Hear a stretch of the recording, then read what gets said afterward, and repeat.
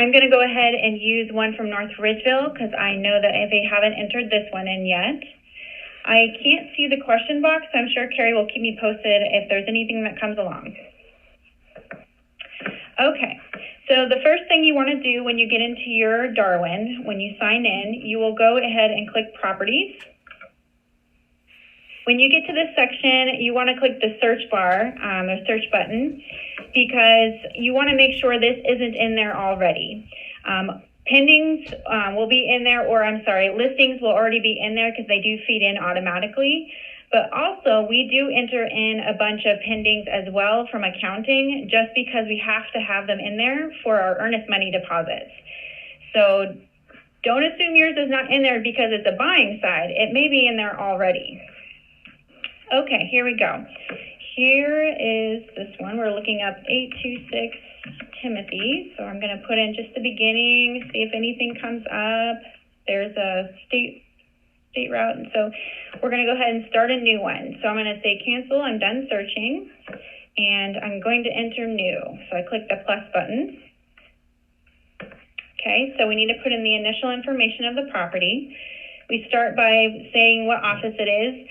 I don't believe you guys will have access to pick one. You probably will be assigned one for your office automatically. But I know this one has to be in Schmidt Realty, so I'm going to select Schmidt Realty.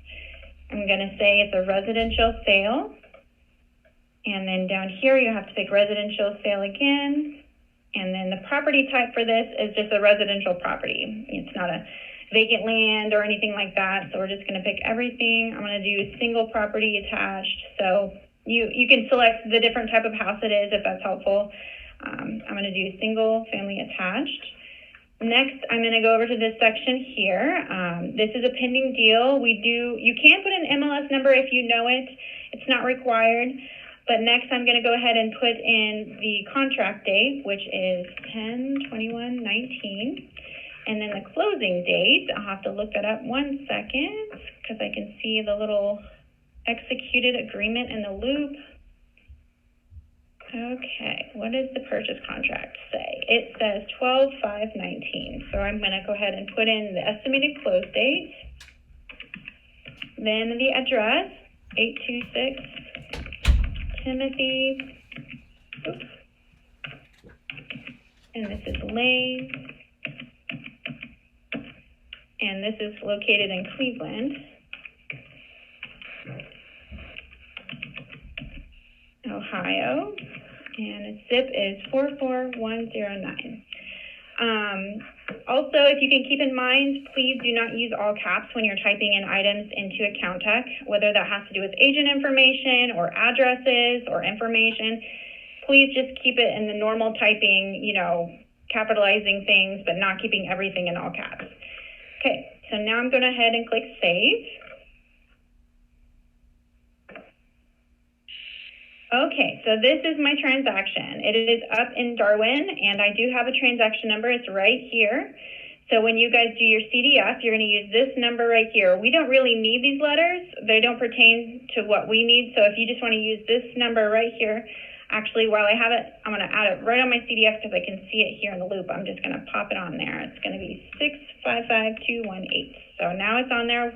When we get commission, we don't need to ask you guys to make, a transaction in Darwin. We know it's already in there, just like we did with Dash before. We have to have that number to move on. Okay, so now we're going to fill out some basic information on the property. We don't really need an MLS number because it's not our listing, so we're just going to move on to the price. We don't need the asking price because it's not our listing, but we have a sales price. The contract stated that the property sold for $116,000. And then when you go to the next field, it'll auto-fill. Basically, what this means is this is the price that we're also basing the commission off of. So it'll automatically fill in, and it will always be the same. So next, we're going to go to the agent section. We have 2 agents on this property. The primary agent usually is the first one, and I'll go ahead and select the first agent for this. I know that there's only one field, but when we get to the agent section, that's when you can break it down between more than one agent. So go ahead and just put one agent in here for now. And for this, we're going to have 2 agents who are splitting it 75-25. So we want to pick first the Frederick. so we have our first agent, and we're going to go ahead and leave them there. We don't have listing information, so we don't know list date, we don't know expiry date. It's not our listing, but we do have a pending of the contract and an estimated close of the contract. And this is if if the deal had fallen through. So if you had this deal and it pended and it fell through, you would come back and go ahead and cancel it.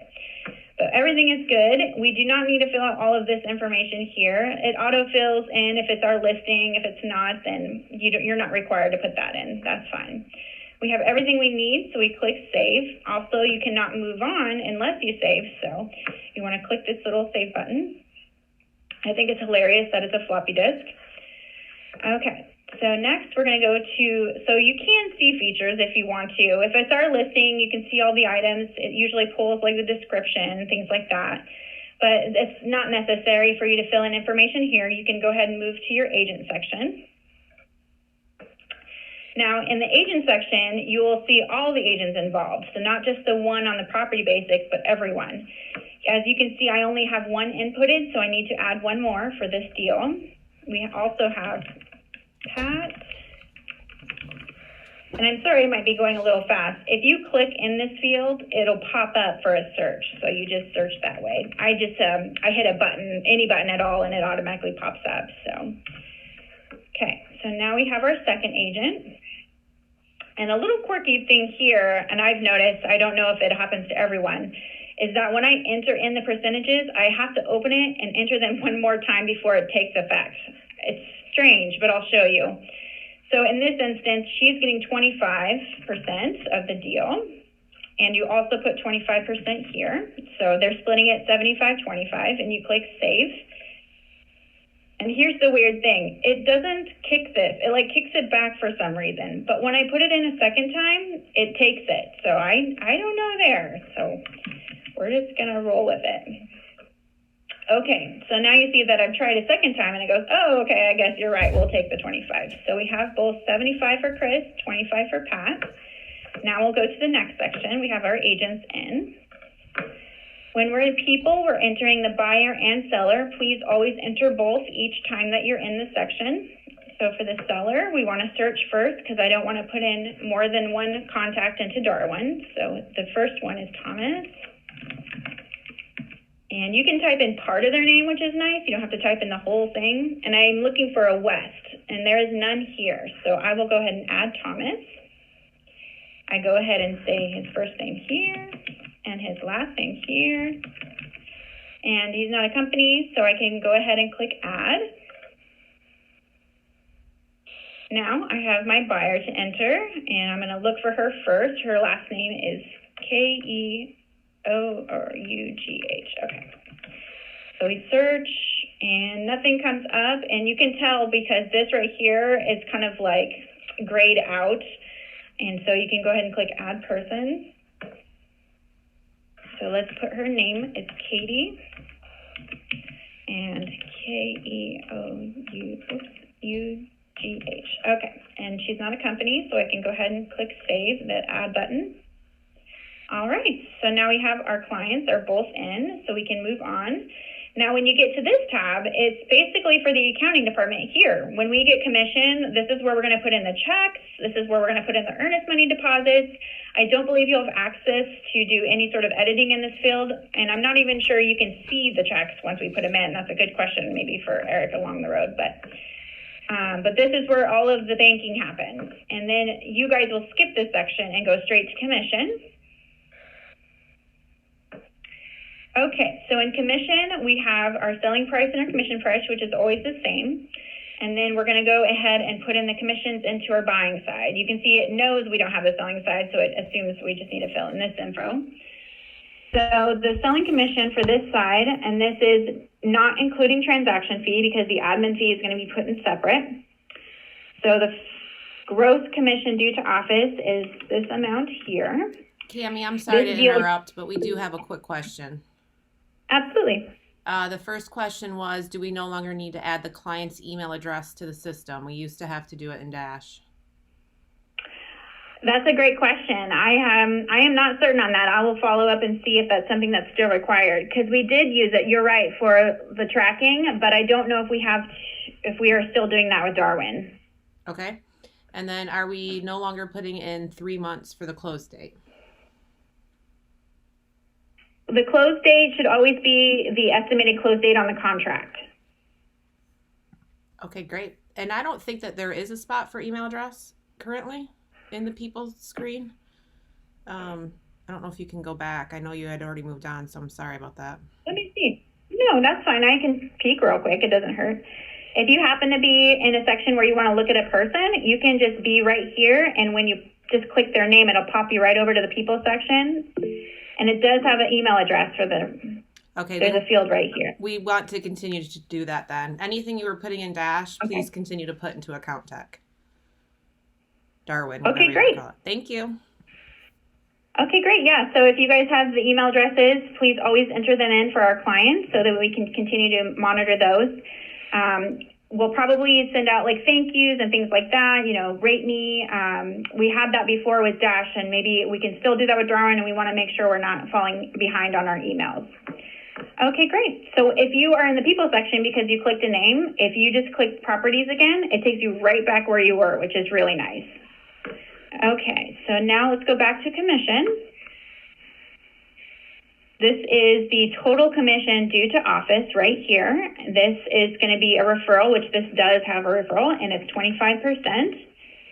It automatically makes the amount for you here. It says it's $830, which is correct on our CDF that I'm looking at. You guys can't see, but I'm following a CDF. Next, the adjusted commission, it shows you with the $830 taken out.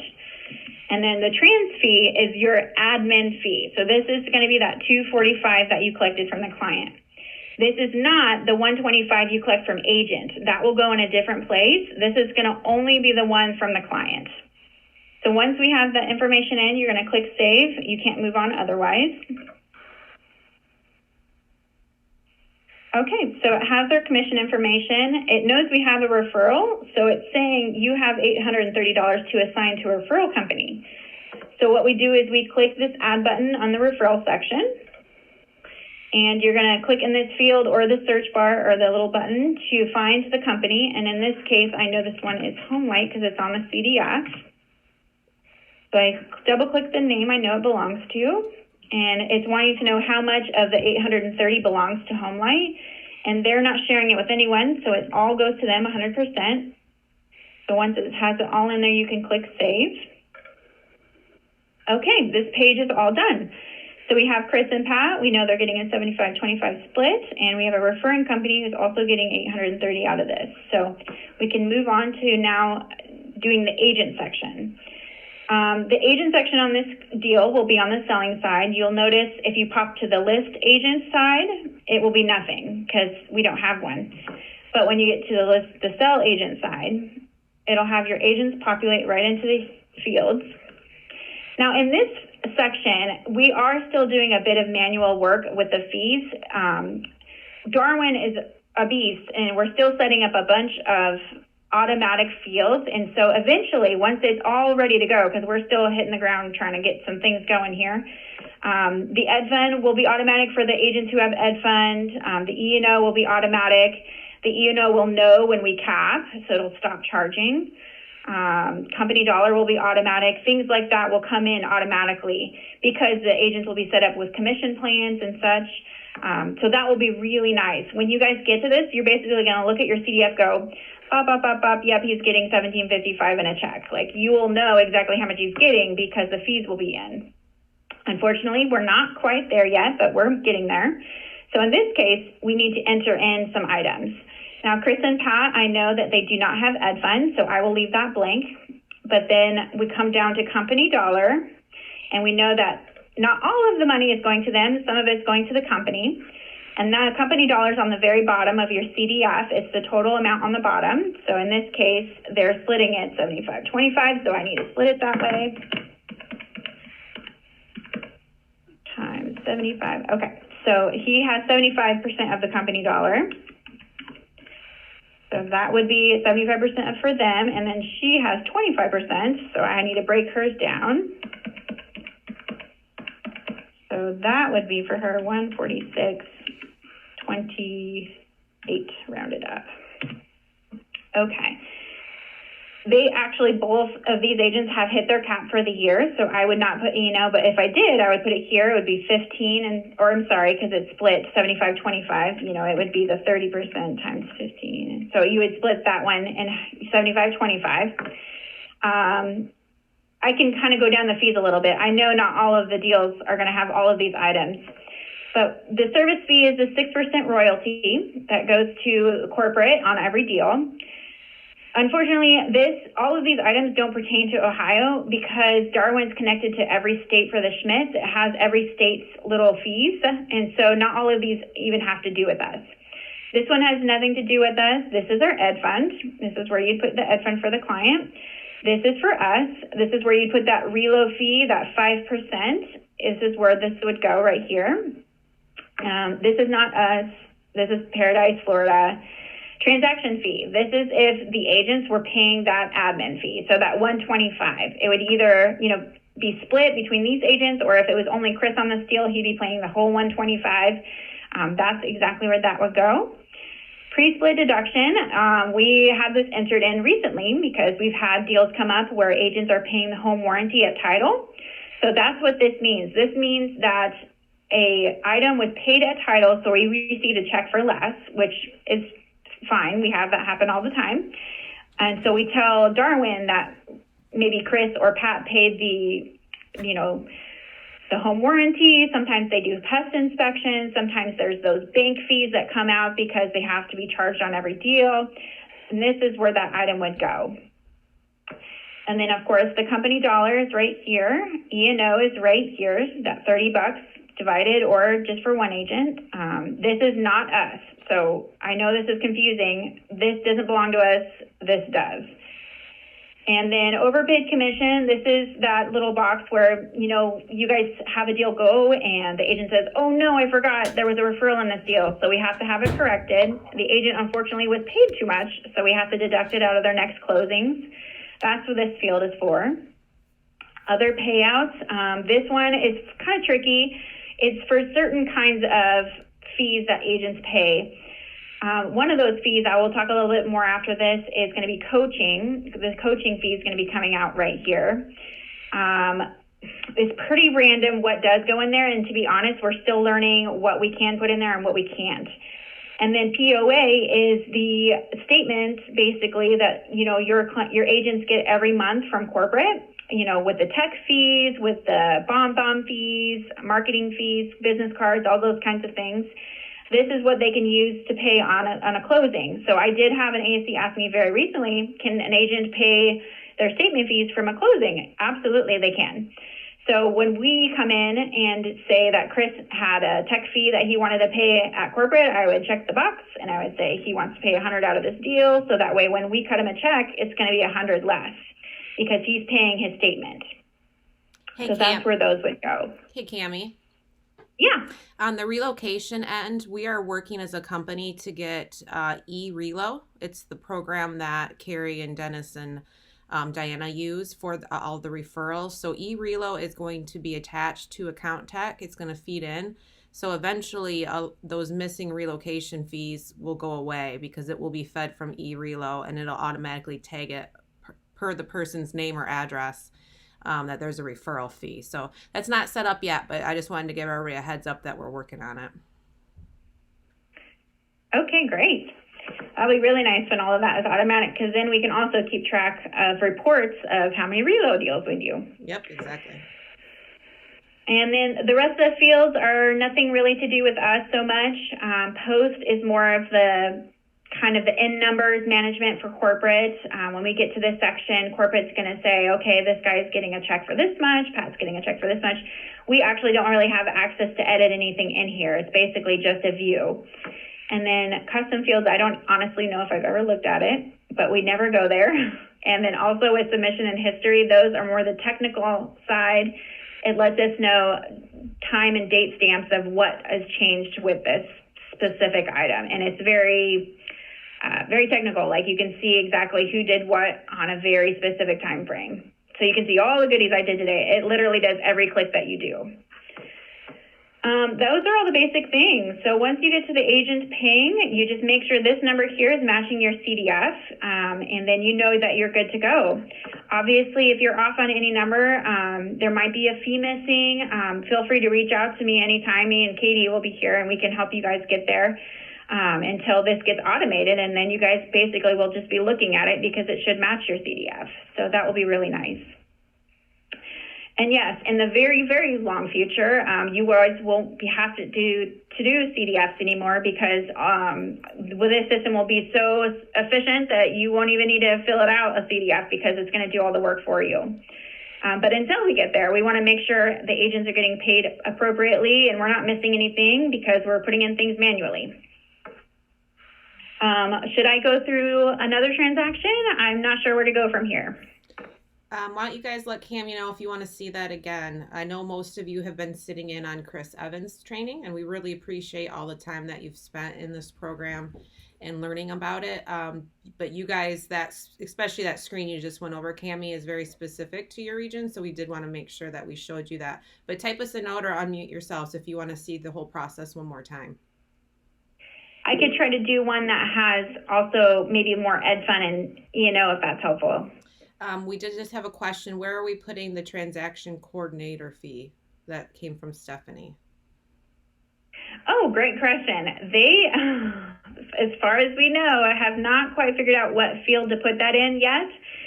So their solution for it at this time is to add it to the company dollars. So, for instance, if this was one agent, maybe it was only Pat's deal and she owed $225, I would say 146, whatever it was, 28 or something, plus 225, and I'd put it in this field there. That's what Mike had for us is for a solution right now.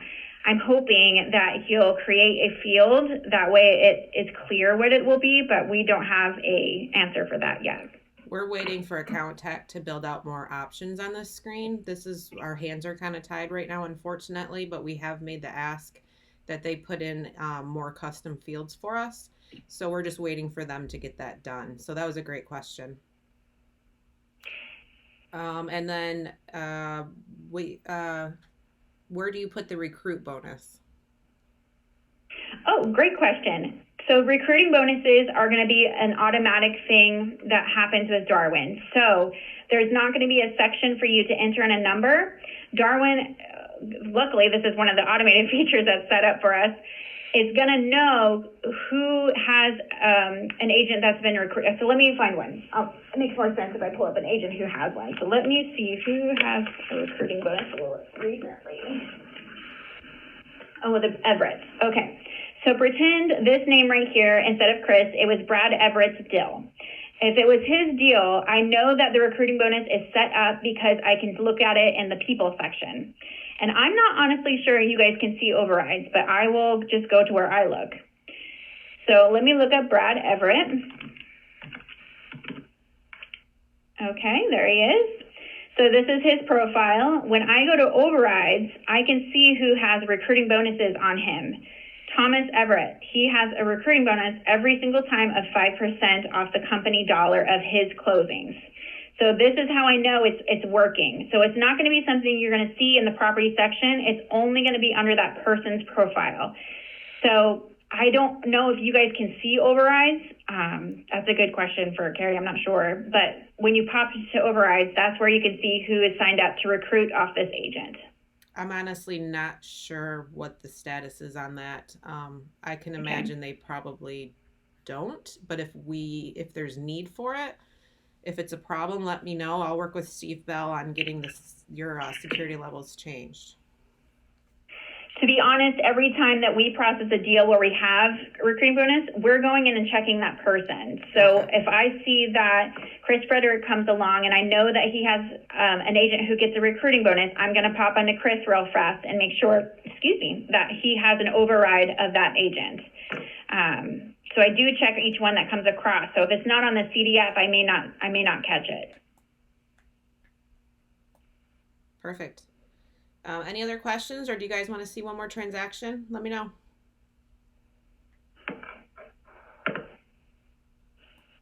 I'm not getting any more comments. I know it's getting late on a Friday and it's been a long week after holiday. And I know there's been a lot of training going on. So I appreciate your guys' help. Cami, thank you so much for hosting. I do Yeah. have this recorded. So once it gets uploaded into YouTube, the link will be available and I'll send that out as an update. Okay, they did request to do one more, Cami. So if you want to run through one more, that would be great. Absolutely. Yeah, no problem. They're pretty self-explanatory and it's real easy to do. So I definitely don't mind helping and learn. So let me find one here. I'm looking through my email, see if there's a new one that came in. We've been doing all the ones that have been closing, obviously, lately, because you guys haven't had a ton of access till just recently. And so feel free to start popping in and doing the pendings, that don't have any yet. Let's see. I'm peeking in my email here. I'm not seeing anything quite yet. Did that one. So maybe let me look at this one and see if this, nope. So this one's good. So this one's a Brecksville deal that I have in my email. I know it's not done yet. I'm going to go ahead and go to properties, and then I'm going to search and always look for it first. Again, we will be entering them in because of earnest money. So it may already be in there. Don't assume it's in there because it's your listing or, not your listing. They do get in there. So let me pull up the address. Let's see. So it tells me there's none in here. That's good. So I can go ahead and say I'm done searching. Now I want to go ahead and enter a new property, the plus button. Okay, so for this one, it's Brecksville. I'm going to, so this is going to be FOC, but this one's Schmidt Realty. So I want Schmidt Realty. I'm going to say this one on the CDF, it tells me that it's a residential. It says that it's just going to be a regular sale. And then the property type, I'm assuming that it's just a single family because I don't know. So that's what I've been putting in. Oh, you know what? It does say single family on there. So I can assume that the CDF is correct. So now we know that it's pending because we have a pending deal. It's a pending contract. We're going to say that it received acceptance on the contract on the 7th. And then it's actual close date, I don't think is correct on the CDF because it says it's yesterday or the day before. So let me pop into the loop. I'm going to pull up the contract myself. Sorry, give me 1 second.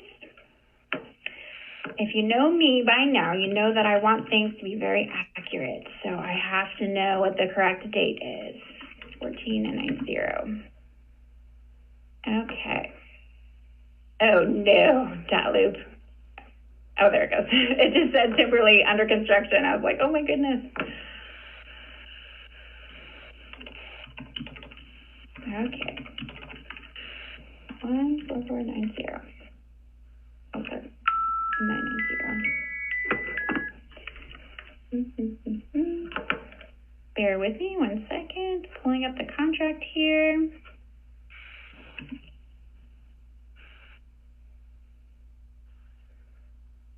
My goodness, it is tricky.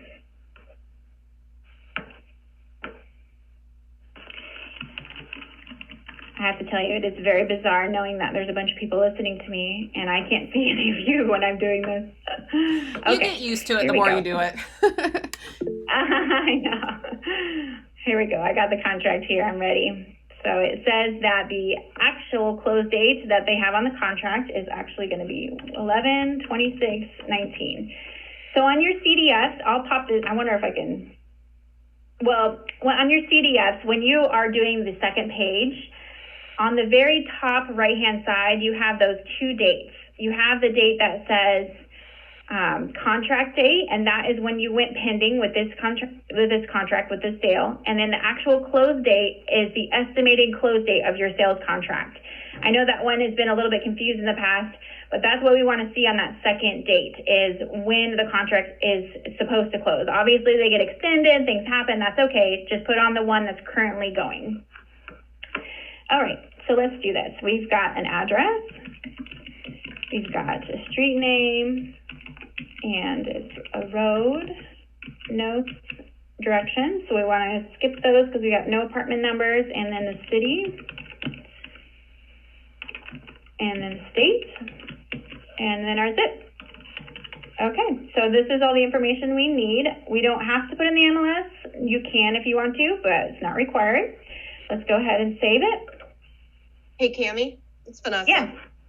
Hey, Bambi left a message. She said the estimated close date should still have the 3 months added on, just like it was in Dash. That is on the first page of so the ATR CDF consists of 2 pages. You're going to see on the first page, the close date, it says add 3 months. That one will continue to be added 3 months. But when you get to the second page where I was describing, that one's going to have your actual closing date of the contract. Okay, thank you. Absolutely. Okie dokie. So now we have our address. We have it all started. It even provided us with a fun new number we can put on our CDF. So this is what we're going to throw on the CDF.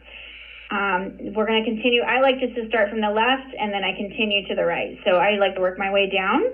We don't have an NLS because it's not our listing. We don't have an asking price because it's not our listing, but we do have a sales price. So this one under contract for $86,300, and when I tab, it automatically fills in your commission price because that's how much the commission is going to be based off as well. Next, we're going to add our agent, and in this case, we have an agent. Filling side is going to be Jeff. Okay, so once I have my agent, he's already in here. I can go ahead and go to this side. Again, this pertains to the listing. We don't have to worry about it. And now we're getting into here, which we've already entered, is the pending date and the close date. And this is if the deal were to cancel, which is still going, so we're pending, and we're going to go ahead and save. So it's pretty simple. I mean, you don't have to worry about all of this stuff over here. Just make sure that this information gets filled in. And obviously, what's nice about Darwin is if you miss something that it needs for this transaction, it won't let you move forward. It'll say, I need a sales price or I need an agent before you can keep going. So next, we're going to go ahead and go to agents because features we don't have to worry about. It looks like Jeff has this deal all by himself, so we don't have to worry about adding another one. So he's getting 100% of the regional and 100% of the growth. So now we can go ahead and move on to the people. We do have a client, and which is nice about your CDFs is I've been following them when I've had to enter them in myself. So thank you for putting all that info on because it helps me. Okay, so this person doesn't exist. We're going to go ahead and add them in. EALOG. So we can click add. And then we do have a buyer, and the buyer is Adam Forkey. So let's see if he exists. I don't think so. Nope. So we're going to go ahead and say add. Forkey. Okay, so he's in. We can say add. Great. So we have our buyers and our sellers here. So we can go ahead and move on. Escrow, again, is for the accounting department. So we don't need you guys to worry about that. You can peek in here. I don't know if you have access to see, but you can see when we receive commission checks. You can see when we receive earnest money. That's where this would be. But then you would go to commission. And in the commission, we can see that the selling price is $86,300, which is right. And now we're going to put in the actual commission down here. It's going to be the total commission due to office. In this case, it's $641. And then this deal, it looks like there is no admin fee being charged. So this is a problem. So I will be contacting Brexville to find out why. Maybe it's a VA loan. Who knows? I'll have to find out. But in this, you would put the $245 right here if it was paid by client, but I don't have it here, so I'm going to have to contact and find out. So we're done. We can click save. Alrighty. And there's also no referrals. So you notice that I skipped this right here because there's no referrals on this deal. And we don't have to worry about assigning referral money to anybody because there is none. So we can go ahead and move to the agents part. We're going to go ahead and move to the selling agent section because the listing agent section will be blank. Okay, so once we get into his section, we can put in information. I do have Ed Fund for Jeff, so I'm going to go ahead and enter that here. And then it's not a reload deal. I can go ahead and skip all these. I don't know if he's paying admin or fee, the $125 or not, so that's something I have to investigate before I put this one away. But he does have company dollar. So let's see, this much is going to the company. Hey, Cammie. Yes. The buyer's paying the $245. Oh, okay. We'll have to have that added onto the CDF then. Okay, yep. Okie dokie. So the client will be paying, so I can pop back over it just to make sure that this is right. It's going to be right here, 245, and we click save. All right, so that commission should be on its way hopefully when it closes, and then we'll just touch up anything else we have here. So we entered in the company dollar, and then right here he does still owe E&O. He hasn't hit his cap yet, so we put that here. And then everything else is fine. If there was a little note on the CDF that told me, please deduct his tech fee, please deduct his bomb fee, something like that, I would put that right here in the POA, but there's no notes, so it looks like he is good to go with what he has. And this is the number I'm checking on the CDF. This is the total amount he's getting paid after his fees, and I want to make sure this matches because then I know that I did everything correctly. And it looks good, so we're good with Jeff. And again, everything else, it doesn't really pertain to us. So this is the section we stop and say, okay, everything's good.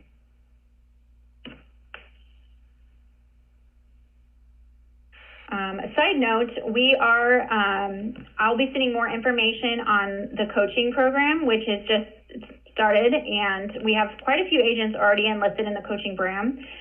This is going to affect their commissions, and hopefully with your help on the CDFs, we'll be able to charge them appropriately. I'll send all that out in a big email that's going to explain everything. So basically, agents are going to be paying out of their first 5 deals a small percentage to be coached by Roberta Reinhardt, who's excellent, and we really, really love her. And well, you'll see more information when I send it in the email. The coaching program also will be added right here in other payouts. You'll just say add, and we're going to create a vendor that maybe says, Roberta Reinhardt or coaching or something to that effect, and we'll be sure to let you know, what those are specifically. That way we can make sure she's receiving the coaching payments. Cammie, we just had a question. Cammie, we had another question. Would you like us to add in the commission notes if the admin fee is not being paid and the reason? Absolutely, yes. That is a great point. I keep forgetting there's a notes section. So when you are in the commission section right here, there's this beautiful box that is blank and all ready for you to write in any weird notes that pertain to this deal, because sometimes things happen and we don't understand why, and they don't really roll with the deal smoothly. But this is where you put anything we need to know. So if we're looking at your CDF and we're like, this is weird, why didn't they charge this? Or where did this fee go? You can let us know right here, just like you do in your additional notes on your CDF. And that just makes us a little bit more aware of any situations that might be different. Hey, Cammie? Yes. Can you hear me? Okay. On that, if we're to input these like we did with Dash, that close date on that, the ATR, the first one that adds the 3 months, that would be that estimated close date if we're still doing it the way Dash was. The reason why we did that is because so many properties don't close on time. It gives a little bit of that extra cushion, and then you guys just close it out whenever the commission check comes in. So I believe that the 3 months would still be added on to that original close date. So they'd be using the first date on the ATR. That's a good question. I'd have to connect with Upper on that because I'm not sure if they want it estimated or the closing date that's on the contract. Okay, double check on that one, because if so, then that 3 month one on the ATR we can get rid of completely, because that's the only reason why we had that 3 months added on, was just for that extra cushion for the deals that don't close, so we don't have to worry about going in and putting in updates of 2 weeks at a time or whatever the new close date was. That's the reason for that. We will have to Gotcha. double Just let us check. know. We will double check, but I believe that because we want those written translogs to go away, if we put the accurate expected close date, that's going to help us get that information. So we'll find out and get you guys that accurate information and instruction. Perfect, because then we can just change the ATR then too. Perfect, thank you. You're welcome. Any other questions? That was a good one, Bambi. All right, anything else, Cammie? No, I think that's everything. So you guys will see an email from me regarding the coaching stuff, and feel free to reach out if you have any questions. Please feel free to start inputting your pendings. The ones that didn't get into Dash, these are now all going to go into AccountTech. So feel free to start putting in your pendings. If you pop into the loop, you might notice that we have already done that because we are trying to get ahead on our earnest money. So let us know if you need help. Great. Well, thank you again, Cammie. Really appreciate it. And thank you, everybody, for spending your time with us. Reach out to Cammie or Eric or anybody in Traverse City if you need help. Thanks so much, everyone. Thanks, guys. Bye.